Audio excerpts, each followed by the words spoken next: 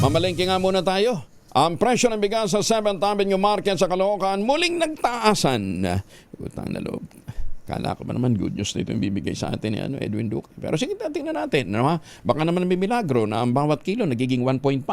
Madadagdagan, di ba? Kasi mabait yung tindera. RH23, Edwin, good morning. Tayo po Kuya Jel, presyo ng isda yung nagtaasan na Kuya Jel. Mukhang na-apekto nito doon sa mga pagbaha, no? At ngayong umaga Kuya Jel, mabibigla ka tayo kahapon, medyo mababa yung presyo ng isda.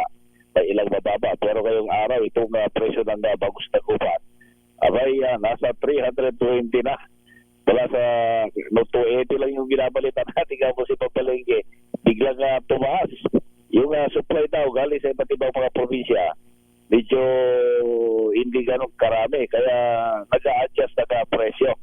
Habang itong galunggong tumas din hanggang 320 Kuya Jel.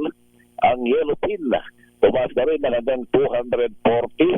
Yung pusita lumot nasa 300 na mula sa dating 180. Ang pusit kalawag naman mula sa dating 240 ngayon ay 280. Ang pagkalamares, dating 220 ngayon ay 260. Ang tilapia, ang hindi naman natin naging presyo, mula 120 hanggang 160. Ito yung Batangas.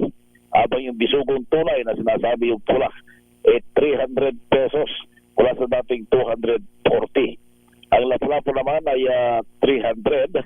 At yung puhunan daw nito ay nasa 280 na, pero nabibenta lang ito dati na 260.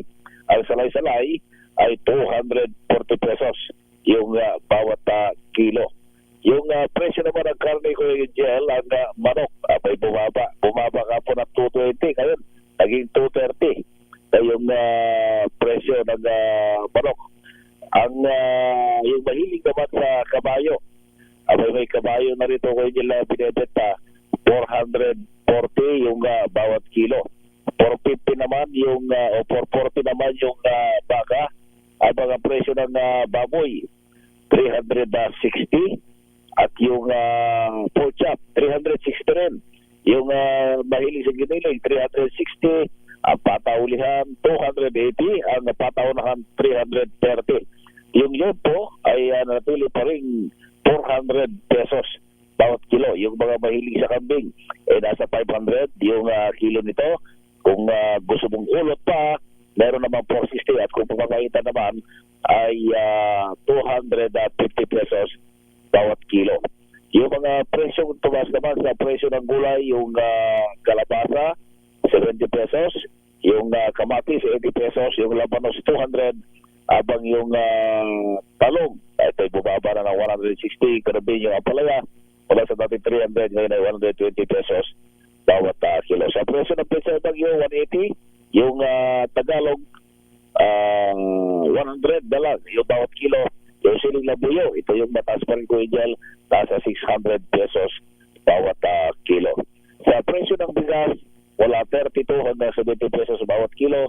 Yung malagkit 100 o 80 hanggang 100 pesos pa rin ang bawat kilo. Yan Kuya Jel, ating price monitoring report pala pa rin sa 7th Avenue sa Caloocan. RH23 at yung nagulat sa isa rin sa Pilipinas, una sa Pilipinas. Maraming salamat, Edwin.